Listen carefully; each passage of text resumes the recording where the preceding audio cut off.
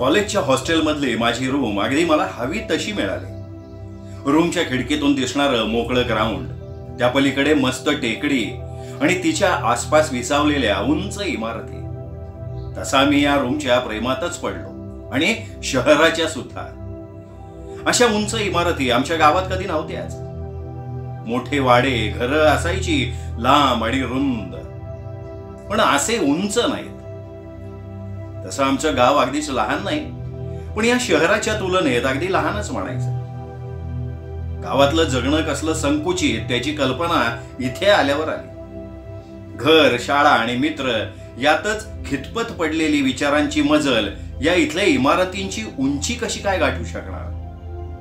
इथे तर आता केबल नेटवर्क सुद्धा चालू होईल म्हणतात वर्षभरात. आमच्या गावात केबल जाऊ दे, टीव्ही सुद्धा अगदी मोजक्याच घरांमध्ये. या 90च्या दशकात हे शहर 21व्या शतकाचे अंदाज वर्तवतंय आणि आमचं गाव मात्र अजून 80च्या दशकात रुतून बसलंय. इथे आल्यापासून एकच विचार येतो मनात, आपण लहानपणापासून इथेच का नाही वाढलो.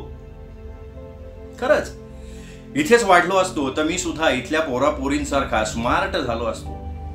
इथली पोरपोरी कसली बिंदास्त, एकमेकांशी बोलतात, एकत्र ग्रुप बनवतात, हॉटेलात जातात, सिनेमा पाहतात, सिगरेट ओढतात, दारू पितात आणि जाऊ दे. तरी बरं आपलं कॉलेज साधं आहे. शहराच्या जुन्या भागात असल्यानं त्याला उपनगरीय वारं सुद्धा कमी लागलंय. तरी इथली पोरं आपल्यापेक्षा स्मार्ट आहेतच. पण त्यामुळे माझा ग्रुप बनलाय तो बाहेरून शिकायला आलेल्या मुलांच्या बरोबर. इथली पोरं मला कुठे त्यांच्या ग्रुपमध्ये घेणार. आमचा ग्रुप म्हणजे ना, मी, बजा, अमोल, नितीन आणि संदीप. त्यातले नितीन आणि संदीप हे नकुल सहदेवासारखे. 3 हिरो असलेल्या सिनेमात अजून 2 साईड हिरो घ्यावेत ना, एवढंच त्यांचं व्यक्तिमत्व. ग्रुप सदस्य संख्या वाढवणे, कायम जोडीनं राहणे आणि स्वतः अतिसामान्य राहून बाकीच्यांचं असामान्यत्व वाढवणे यासाठी देवानं त्यांना पृथ्वीवर धाडलेलं असावं. एका दृष्टीनं हे गटातले लिंबू टिंबूच. अर्थात इथल्या शहरी मुलांच्या पुढे मी सुद्धा तसाच म्हणा. पण हे दोघे आमच्या गटात सुद्धा असेच. शहरी गटांच्या तर हे खिसगणतीत सुद्धा नाहीत. यांच्यात तर आमच्या गावाकडच्या पोरींना सुद्धा इंटरेस्ट वाटला नसता. इंटरेस्ट? अरे मी सुद्धा बजासारखाच म्हणायला लागलो की इंटरेस्ट हा बजाचा एकदम फेवरेट शब्द. विशेषतः मुलींच्या बाबतीत हा शब्द तो हमखास वापरतो. माझा आता तिच्यातला इंटरेस्ट संपलाय, हे बजाचं नेहमीचं वाक्य. यातली ती मात्र कायम बदलत असते. दर थोड्या दिवसांनी याचा एका पोरीतला इंटरेस्ट संपतो. तसं बघता याला कुठलीच मुलगी भाव देत नाही. हाच मनातल्या मनात फिल्डिंग लावून बसतो. मग थोड्या दिवसांनी कोल्ह्याला द्राक्ष आंबट झाली की पोरगी बदलते. इंटरेस्ट संपतो पण फिल्डिंग संपत नाही. नव्या दमानं नव्या मुलीसाठी फिल्डिंग. अमोल मात्र कुठल्याही मुलीवर लाईन मारत नाही. पण सगळ्या पोरी याच्या मैत्रिणी. हा साहित्य नाटक वेळा आणि मूळचा बेळगावचा असल्यानं साहित्य, नाट्य, कविता, कला, भाषा हे सगळं कळकळीनं जपणारा. प्रत्येक कॉलेजात अमोल सारखा किमान एखादा तरी मुलगा असणं हा इथल्या कॉलेजांचा अलिखित नियमच असावा. अमोल सतत काहीतरी वाचत असतो, नाटकं खूप बघतो, प्रायोगिक तर सगळीच. कविता सुद्धा करतो अमोल. कॉलेजच्या नाट्य मंडळात घुसायला धडपडत असतो. आणि सिनियर मुलं त्याला जवळ नाही करत. पण मला हा प्राणी जाम आवडतो. ह्याच्यामुळेच तर स्वरालीची ओळख झाली ना. स्वराली म्हटलं ना की छातीत धडधडायला लागतं. तसं ते तिच्याबरोबर पहिल्या भेटीपासूनच धडधडतं. मी आणि बजा ID कार्डसाठी फोटो द्यायला ऑफिसकडे निघालो होतो. तेव्हा एम्फी थिएटरच्या पायऱ्यांजवळ अमोल स्वरालीशी बोलत उभा होता. महाराष्ट्राची लोकधारा या लोकनृत्य कार्यक्रमातून पुढे आलेल्या नव्या कलाकारांवर दोघं काहीतरी बोलत होते. बजाला त्यातलं काय कळतंय, पण मुलगी दिसतीये म्हटल्यावर हा तिकडे निघाला. मी एरवी गेलो नसतो, पण स्वरालीला बघितल्यावर आपसुकच पावलं तिकडं वळाली. स्वराली होतीच तशी सुंदर, म्हणजे ती काय तशी गोरी नव्हती, पण तिच्या सावळ्या रंगात सुद्धा एक तेज उठून दिसत होतं. तिचं नाक जरा जास्त लांब होतं, पण ते तिचं सौंदर्य खुलवत होतं. आम्ही जवळ गेल्यावर अमोलनं ओळख करून दिली. बजानं लगेच शेखांसाठी हात पुढे केला, तर मी आपले गावच्या बावळट सवयीनं हात जोडले. त्यावरती इतकी खळखळून हसली, मी खूप ओशाळलो. मग तिनं शेखांसाठी हात पुढे केला. एखाद्या मुलीचा हात हातात पकडण्याची माझी पहिलीच वेळ. खूप धडधडलं छातीत. तो मऊ मुलायम हात, तिथेच माझी पहिली विकेट पडली. बस एवढीच काय ती आमची पहिली भेट. पण दिवसभर असं वाटत होतं की तो मऊ मुलायम हात माझ्या हातातच आहे आणि जन्मभर तसाच राहणार आहे. रात्री मला स्वप्नही पडलं. मी कॉलेजमधला सगळ्यात स्मार्ट मुलगा आहे. सगळ्या मुली माझ्याशी बोलायला धडपडतायत, पण मी फक्त स्वरालीचा हात हातात घेतो आणि तिला स्टेजवर घेऊन जातो. मी सलमान खान, ती भाग्यश्री पटवर्धन. आमच्या मैने प्यार कियाच्या संवादांवर सगळं कॉलेज टाळ्या वाजवतंय. बजा माझा हेवा करतोय. अमोल मात्र माझ्या संवाद फेकीचं कौतुक करतोय. नितीन आणि संदीप कौतुकानं बघताय. स्वप्न आठवलं तरी अंगभर शहारे येतात. बजा सुद्धा त्या दिवशी भारावून गेला होता. दिवसभर तो अमोलला स्वराली बद्दलच विचारत होता. पण बजाचं टेन्शन घ्यायचं काही कारण नव्हतं, कारण त्याचा इंटरेस्ट तात्पुरता असतो. हिने भाव नाही दिला की त्याचा इंटरेस्ट संपेल. हिने भाव दिला तर तेवढ्यात वैरी न चिंतेल ते चिंतण्याचं काम माझ्या मनानं केलंच. पण बजाला एकाही मुलीनं भाव दिला नाही. मग स्वराली सारखी सुंदर आणि बुद्धिमान मुलगी त्याला जवळ सुद्धा करणार नाही. मी मनाची समजूत घातली. मग मला तरी ती का जवळ करेल? मन पुन्हा मध्ये कडमडलं. नाही ते काय नाही, पहिल्या भेटीत भलताच बावळटपणा झालाय. आता परत तसं होऊ द्यायचं नाही. यावेळी आपणहून तिच्याशी बोलायचं, एकदम स्मार्ट मुलासारखं. पण बोलायचं तरी काय? कल्पनेनं छातीत धडधडायला लागलं माझ्या. आता असा बावळटपणा सोडायचा, पूर्ण तयारी करून जायचं. काय करावं बरं? नोट्स मागितल्या ना तर अमोल आणि बाजा दोघांनाही संशय येईल. आमच्याकडे मागायचे सोडून तिच्याकडे का मागतो असं विचारतील. बरं डायरेक्ट समोर जाऊन किती सुंदर दिसतीयस आज, मला खूप आवडतेस तू असं म्हणावं का पुण्याच्या स्मार्ट पोरांसारखं? नाही, नुसत्या विचारानेच धडधडायला लागले. हे असलं काय आपल्याला जमणार नाही बा.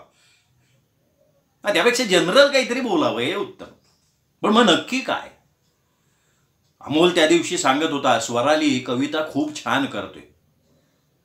येस, त्याबद्दलच विचारूया. ठरलंच. मग तू कविता करतेस का? अरे वा, ग्रेट. म्हणजे मलाही खूप आवडतात कविता. तुझ्या कविता कधी वाचून दाखवणार मग? असली वाक्य स्मार्टली म्हणण्याची मी आरशासमोर प्रॅक्टिसच सुरू केली, अर्थात बजा रूमवर नसताना. आपण स्वरालीच्या कवितेतून निरनिराळे अर्थ काढून तिलाच समजावून सांगतो असं स्वप्न सुद्धा पडलं त्या रात्री. माझी तयारी जोरात सुरू होती. काहीही करून आपण यावेळी स्मार्ट दिसायलाच हवं मनानं पक्क ठरवलं. पण तिने आपल्याला विचारलं कुठल्या कविता वाचल्यात, तर पुन्हा मनानं धोक्याची घंटा वाजवली. आता या विचाराने मी पुरता हादरलो. छाती धडधडायला लागली माझी पुन्हा. बापरे, म्हणजे आता काय करायचं? मला तर काय माहीतच नाही. शाळेत सुद्धा कधी आपण कविता पाठ करायचो नाही. आपण का नाही कवितेत कधी इंटरेस्ट घेतला? इंटरेस्ट, परत बजाचा शब्द. तिथे आपण ना पुण्यासारख्या शहरात असायला हवं होतो जन्मापासून, म्हणजे आपल्याला कवितेत इंटरेस्ट झाला असता असं मला उगाचच वाटून गेलं. पण मग तसं म्हणायला अमोल कुठे पुण्याचा आहे? तो तर बेळगावचा आहे. त्याला आहे ना इंटरेस्ट. मग माझी एकदम ट्यूब पेटली. अमोलला विचारू ना 3-4 कविता. पण सहज विचारल्यासारखं दाखवायला हवं. आमल्यानं संशय घेता कामा नये. मी गेलो अमोलकडे. अमोल नेमाड्यांचं टीका स्वयंवर वाचत बसला होता. कामात आहेस का रे? नाही रे, ही 3-4 पुस्तकं आणली होती. गेल्या 5-6 वर्षात साहित्य अकादमी पुरस्कार मिळालेली. सॉलिड आहे तो, एकाहून एक सॉलिड. मी नजर फिरवली. एक झाड दोन पक्षी, हरवलेले दिवस, झोंबी, प्रवासी पक्षी अशी पुस्तकं समोर होती. कविता कुठल्या वाचतोय सध्या? हे काय समोरच पडली ना, कुसुमाग्रजांचा प्रवास पक्षी. मलाही 3-4 कवींच्या कविता सांग ना. मी सांगेन, पण कोणाच्या सांगू? अरुण कोलटकर, सदानंद रेगे. अरे मला माहिती असणारे सांग ना. म्हणजे कोण? म्हणजे आपल्याला ज्यांच्या कविता अभ्यासाला असतात ते. बालकवी, कुसुमाग्रज, केशवसूत वगैरे वगैरे. बरं झालं तरी तू पाठ्यपुस्तकातली नावं तरी बरोबर सांगितलीस बाबा. तुला एक मजा सांगतो बरं का. बेळगावला आमच्या अभ्यासक्रमात इतक्या मजा असायच्या ना. विनोदी साहित्य नावाचं काही अस्तित्वात आहे याचा थांगपत्ता लागू दिला जायचा नाही विद्यार्थ्यांना. शाळेच्या 10 वर्षात 2च विनोदी साहित्य पाठ्यपुस्तकात समाविष्ट होते. त्यापैकी चिमणी जोशी यांचं इतकं सुंदर विनोदी साहित्य पालथं घालून त्यातून ममतेचे संबोधन ही गंभीर आणि संवेदनशील कथा शोधून काढायचं काम पाठ्यपुस्तक मंडळच करू जाणे. आणि दुसरे पु ल त्यांची शेतकरी देव ही कविता अभ्यासक्रमात. आमच्या वर्गातल्या सुनीलनं परीक्षेमध्ये पुलंचा लेखक परिचय सामाजिक कवी असा लिहिलेला होता. नशीब तू निदान तसं तरी सांगितलं नाहीस. मला कविता सांगतोयस ना. मी आपली गाडी परत रुळावर आणण्याचा प्रयत्न केला. अरे हो, पण तुला हव्यात कशाला कविता? थोड्याशा संशयानंच अमोल म्हणाला. नाही सहज रे, आता आम्ही तुझे मित्र. कोणी विचारलं कधी तर 4 नावं माहिती असावीत म्हणून. हे आपलं जनरल माहिती पाहिजे. ओके, तुला अपेक्षित आहे त्या स्वरूपाच्या सांगतो काही. ठीक आहे, माझी संकलित कवितांची वही आहे. यात कुसुमाग्रजांची कोलंबसचे गर्वगीत आहे. हो, ती माहितीये मला. म्हणजे तू जाता येता म्हणत असतोस ना. मला सुद्धा पाठ झाली आता ती. तीच ती. अरे बालकवींची फुलराणी आहे, अनिलांची तळ्याकाठी आहे, आमच्या बेळगावच्या इंदिरा संतांची नको नको रे पावस आहे. शिवाय नाही पुरे. एवढी जनरल माहिती पुरे मला. माझं काम झालं होतं, पण त्याला संशय येऊ नये म्हणून मी थोडा वेळ इकडच्या तिकडच्या गप्पा मारत राहिलो. विकीचं कळलं का नाही तुला? विकीचं? त्याचं काय झालं? मी सुद्धा कान टवकारले. आता या विकीनं काय उद्योग केला आहे मला समजेना. विकी आमच्याहून 2 वर्ष सिनियर. त्यानं कॉलेजमध्ये स्वतःची एक गँग बनवली होती. कॉलेज कट्ट्यावर चकाट्या पिटत बसणे, मुलींवर कॉमेंट्स करणे, कॉलेजमध्ये दहशत माजवणे, मारामाऱ्या करणे ही या गँगची मुख्य कामं. प्रोफेसर सुद्धा यांना बिचकून असायचे. ज्युनियर्सनी त्याला दादा म्हणायचं असा अलिखित नियमच होता. एकदा एका ज्युनियरनं त्याला नावानं हाक मारल्यानं झालेल्या मारहाणीचा किस्सा मी अनेक जणांच्याकडून ऐकला होता. बजा त्याचा लांबचा नातेवाईक, त्यामुळे तो आमच्याशी जरा बरं वागायचा. पहिल्याच दिवशी येऊन कोणी काय केलं आपल्याला येऊन सांगायचं बरं का, असं आम्हाला सांगून तो निघून गेला होता. आता या विकीबद्दल अमोल काय सांगणार ह्याची मला उत्सुकता लागून राहिली होती. विकीने संत्याला चांगला धुपटून काढलं रे. का? काय झालं काय?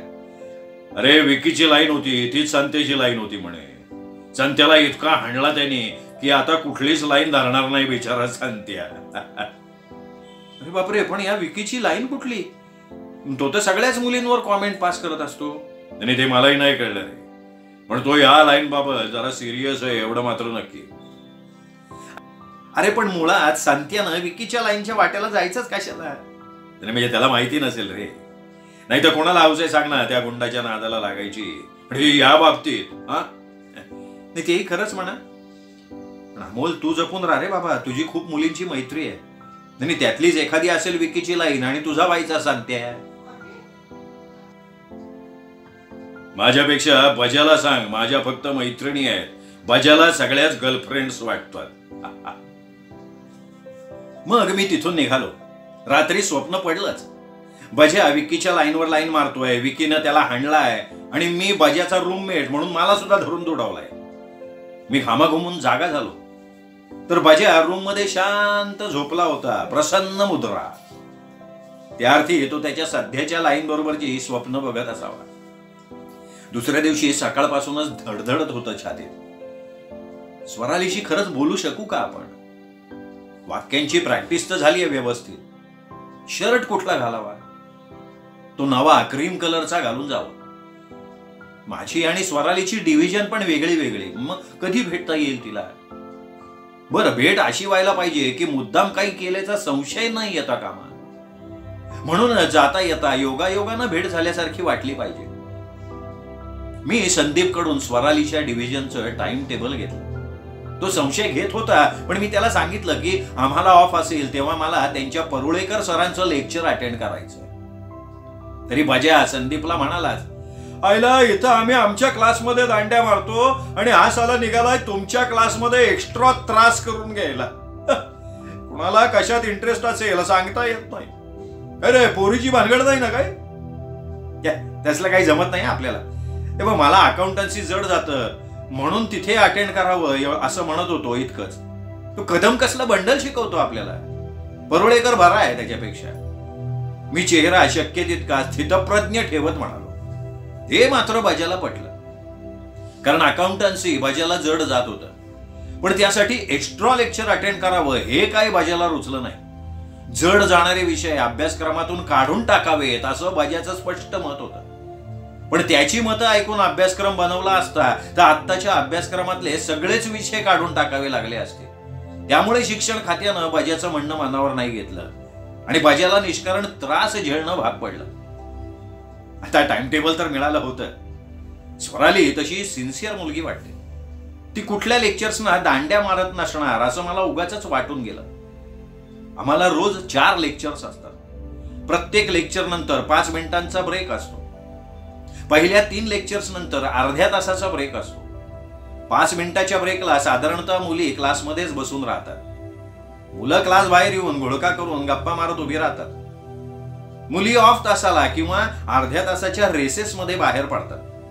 लायब्ररी, लेडीज रूम, कॅन्टीन किंवा पार्किंगच्या जवळच्या पिंपळाच्या पाराजवळ अशा कुठेतरी जातात मुली. काही जणी कॉलेजच्या मागच्या गर्ल्स हॉस्टेलकडे जातात. स्वराली कधी गर्ल्स हॉस्टेलकडे जाताना दिसली नाही. ती बऱ्याचदा त्या पिंपळाच्या झाडाखालच्या घोळक्यात असते किंवा लेडीज रूम मध्ये जाऊन बसते. आज ती कुठे भेटू शकेल? मी तिच्या क्लासचं टाइम टेबल पाहिलं. Lecture 1 accountancy Parulekar sir, lecture 2 business studies Shah sir, lecture 3 economics Lele madam. Staff room जवळून फेरी मारून मी चेक केलं, हे तिघेही सर आलेले होते. म्हणजे ऑफ लेक्चर आज नाही. म्हणजे आता 3 लेक्चर नंतर ती बाहेर पडणार. तेव्हा तिला आपण सहज समोरून आल्यासारखं दिसलं पाहिजे. म्हणजे मला माझं 3रं लेक्चर बंक करायला हवं. मी पाहिलं, आम्हाला 3रं लेक्चर बिझनेस कम्युनिकेशन राजवाडे सर. अरे बापरे, नो, राजवाडे सर तर माझे फेवरेट सर. बाजा सुद्धा त्यांच्या लेक्चरला दांडी नाही मारायचं कधी. मग मी केलेली सगळी तयारी फुकट जाणार ना. नाही, राजवाडे सरांचं लेक्चर आज बंकच करायचं. स्वराली, देखो हम तुम्हारे लिए क्या क्या करते हैं. मग मला माझं प्रेम उदात्त वगैरे वाटायला लागलं. आपण अमोल आणि बजाला काय सांगणार मी? राजवाडे सरांचं लेक्चर चुकवणार म्हटलं तर दोघांनाही डाऊट येणार. काहीतरी सॉलिड कारण पाहिजे. मी मनात भरभर हिशोब केले. पुढचं लेक्चर कदम सरांचं होतं. त्यांनी आज अकाउंटन्सीच्या असाइनमेंट्स कंप्लीट करायला सांगितल्या होत्या. पण कदम सर एकदम कडक आहे. उशिरा दिलेल्या असाइनमेंट घेतच नाहीत. नाही, माझ्या असाइनमेंट कंप्लीट आहेत, पण अमोल आणि बजाला त्या पूर्ण नाहीत म्हणून मी लायब्ररीत चाललोय असं सांगायचं. हे कारण चालून जाईल. बस ठरलं. हे झालं माझं. तिचं काय? ती तिच्या क्लासकडून निघेल, बरोबर मैत्रीण असेल, मग त्या पिंपळाच्या पाराजवळ येतील आणि तिथल्या घोळक्यामध्ये सामील होतील. एकदा तिथे मुलींच्या घोळक्यात ती गेली की बोलणं कठीण. म्हणजे तिला आधीच रस्त्यात गाठावं लागेल. म्हणजे मला प्रिन्सिपॉलच्या ऑफिस जवळ थांबायला पाहिजे. तिथून ती तिच्या क्लासमधून निघालेली दिसेलही आणि मला बरोबर त्याच वेळी निघून तिला फायनल इयरच्या क्लास समोर गाठता येईल. पण प्रिन्सिपॉल सरांच्या रूम समोर थांबणं सोपं नाही आहे. बाकी कॉलेजमध्ये कुठेही फिरावं कोणी विचारत नाही, पण तिथे हमखास गार्ड विचारणार, अटकणार, संशयानं बघणार. आणि प्रिन्सिपॉल सरांनी बघितलं तर सगळंच संपलं. माझ्या छातीत जोरात धडधडायला लागलं. आणि इतकं करून ती तिथे आलीच नाही तर तिचं काय, ती लेडीज रूम मध्ये पण जाऊ शकते. मग सगळं बोंबाललं. पिंपळका लेडीज रूम विचार डोक्यात घोळवत मी कॉलेजला येऊन पोहोचलो. येताना रस्ताभर अमोल आणि बजा काय बडबड करत होते कोणास ठाऊक. मध्येच त्यांनी माझ्या नवीन शर्ट बद्दल न्यू पिंच दिलं तेव्हा तेवढा एक चिमटा त्यांनी काढला हे जाणवलं मला. बाकी मी माझ्या तंद्रीत होतो. माझं जहाज किनारा सोडून पुढे निघालंय असं काहीसं वाटत होतं. अमोल नेहमी म्हणायचा त्या कोलंबसाचं गर्वगीत या कवितेतल्या ओळी मला सारख्या आठवत होत्या. अनंत अमुची ध्येयासक्ती अनंत अन आशा, अनंत अमुची ध्येयासक्ती अनंत अन आशा, किनारा तुला पामराला. माझी छाती जोरजोरात धडधडायची तेव्हा मी स्वतःला या ओळी सांगून सावरत होतो. कॉलेजमध्ये शिरल्याबरोबर प्रिन्सिपॉल सर त्यांच्या कारमधनं उतरताना दिसले. छाती धडधडायला लागली.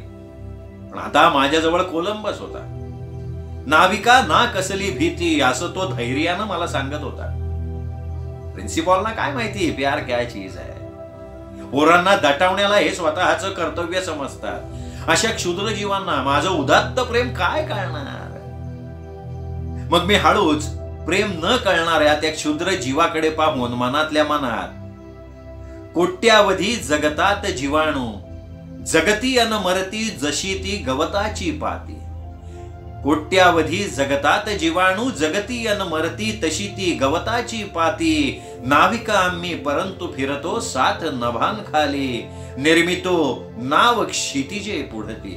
हे म्हणूनच घेतलं. माझी नाव आता त्या क्षुद्र जीवाला ओलांडून पुढे निघाली. पिंपळाचा पार जवळ आला तेव्हा मात्र छातीत पुन्हा धडधडायला लागलं. पण पाराकडे बघताच माझा जीव भांड्यात पडला. अहो, कालच्या मुसळधार पावसानं पाराच्या आसपास सगळीकडे पाणी साचलं होतं. आज तिथे कोणी उभं राहणं शक्य नव्हतं. चला, एक निश्चित, आता ती लेडीज रूम कडे जाणार. म्हणजे त्या क्षुद्र जीवाच्या ऑफिस समोर थांबायची मला गरज नव्हती. मला लायब्ररीच्या साईडने निघावं लागेल. तिथे आपल्याला कोणी हटकणार नाही. आणि नाहीतरी आपण असाइनमेंट कंप्लीट करण्यासाठी तिथे वाचणार असं बजा आणि अमोलला आपण सांगणारच आहोत. माझ्यातला कोलंबस अजूनच चेकाळला. मार्ग आमुचा रोखू शकती ना धन ना दारा, मार्ग आमुचा रोखू शकती ना धन ना दारा, घराची वा वितभर कारा. मानवतेचे निशाण मिरवू महासागरात, मानवतेचे निशाण मिरवू महासागरात, जिंकुनी खंड खंड सारा, जिंकुनी खंड खंड सारा. सगळा प्लॅन ठरला होता, म्हणायची वाक्य ठरली होती. आता मधला वेळ फक्त जायला हवा होता. पहिली 2 लेक्चर्स मी इमानदारीत अटेंड केली. इतका स्थितप्रज्ञ चेहरा ठेवला होता की बजा आणि अमोलला काही संशय आला नाही.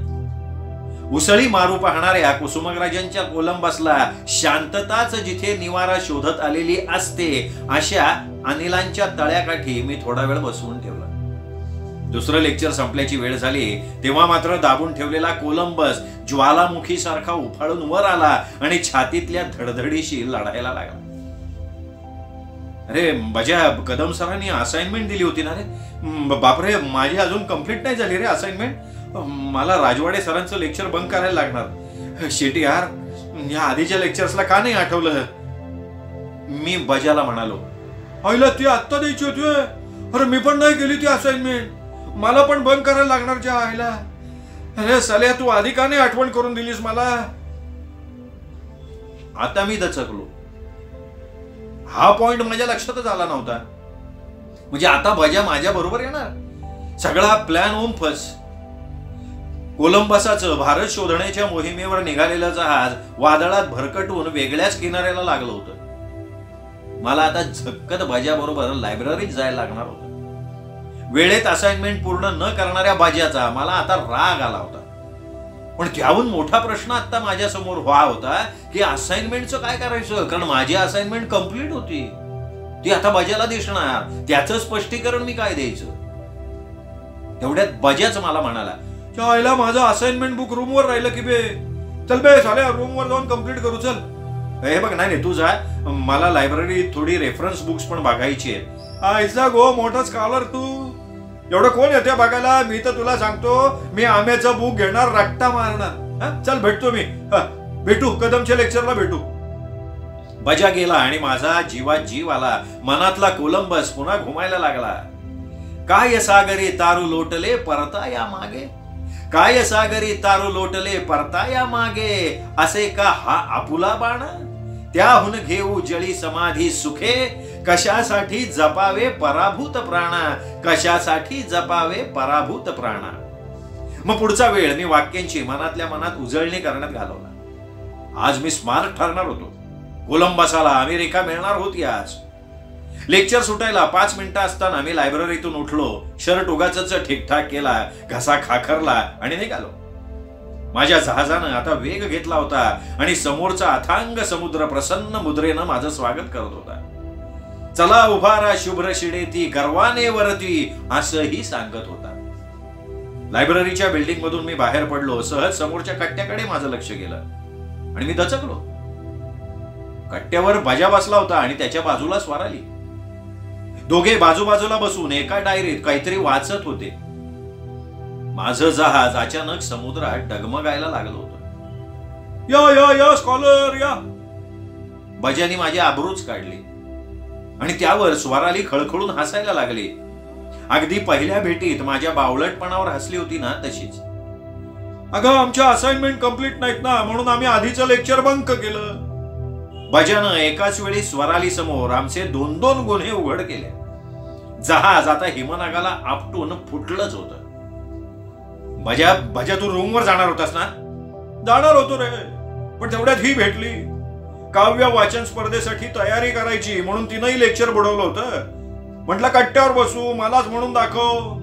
काय सुंदर कविता लिहिते रे. मला आत्ताच तिने म्हणून दाखवल्या. बजाच्या प्रत्येक वाक्यागणित मी पाठ केलेल्या वाक्यांच्या चिंध्या आणि माझ्या जहाजाच्या ठिकऱ्या ठिकऱ्या उडत होत्या.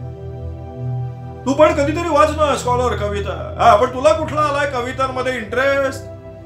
बजानं जहाजाबरोबर माझ्या उरल्या सुरल्या आशा सुद्धा समुद्रात बुडवल्या. आणि असं कसं म्हणतो बजा तू? अरे, मला बालकवींची तळ्याकाठी, अनिलांची नको नको रे पावसा, इंदिरा संतांची फुलराणी खूप आवडतात कविता. हे वाक्य मी म्हणालो आणि पुढच्या क्षणी स्वरालीच्या खळखळून हसण्यानं माझ्या डोक्यात प्रकाश पडला. माझ्या भूकंपट्टीनं ऐनवेळी नको तो गोंधळ घातला होता.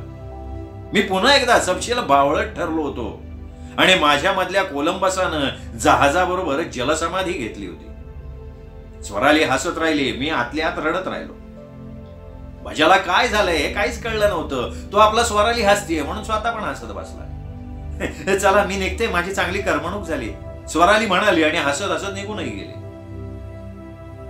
बजा, अरे असाइनमेंटचं काय तुझ्या? कदम चिडेल की तो. मी आपलं काळजी केल्यासारखं दाखवत म्हणालो. पण आज कदम सरांनी बजाची बिनपाण्यानं करावी असं मनातल्या मनात म्हणत होतो. जाऊ दे ना, मी त्या कदम्याचं लेक्चर पण बंक मारतो साला. अरे, पोरीसाठी एवढं? जाय साले. हिच्यातला इंटरेस्ट आहे ना, आपला इंटरेस्ट सुरू व्हायच्या आधी संपला पण होता. बजा मला याचसाठी आवडतो. तो फार काळ आपला प्रतिस्पर्धी राहूच शकत नाही. मी जहाजाचे तुकडे परत गोळा करायला सुरुवात केली. मग कशाला एवढा वेळ थांबला? आता तुला असाइनमेंट लेट दिल्यामुळे मार्क कमी पडतील की? त्या साल्या कदम्याच्या तुला सांग. अरे, त्याला कशाला शिव्या घालतोयस? तूच मोठा कविता प्रेमी ना. इथं कवितांमध्ये इंटरेस्ट कोणाला आहे? पण विकीशी पंगा कोण घेणार म्हणून थांबलो. करावं लागतं बाबा. आता विकीचा काय संबंध? अरे, स्वराली त्याची लाईन आहे. तिच्या कविता ऐकून घेतल्या नाही तर विकी कुत्र्यासारखा हाणेल मला. बजा नंतर सुद्धा बरंच काही सांगत होता स्वराली बद्दल, विकी बद्दल. माझ्या कानात ते काहीच शिरत नव्हतं. मला फक्त विकी आठवत राहिला. मारहाण करणारा विकी, मुलींवर कॉमेंट्स करणारा विकी, कॉलेजमध्ये दहशत माजवणारा विकी, प्रोफेसरांना धाक दाखवणारा विकी आणि त्याच वेळी माझ्या स्वरालीला स्वतःच्या जहाजात बसवून घेऊन दूर घेऊन चाललेला विकी. कुसुमाग्रजांची कविता तर मी पाठ केली होती, पण वेगळ्याच ध्येयानं निघालेला कोलंबस वेगळ्याच किनाऱ्याला लागल्याचा इतिहास मला आत्ता आठवत होता.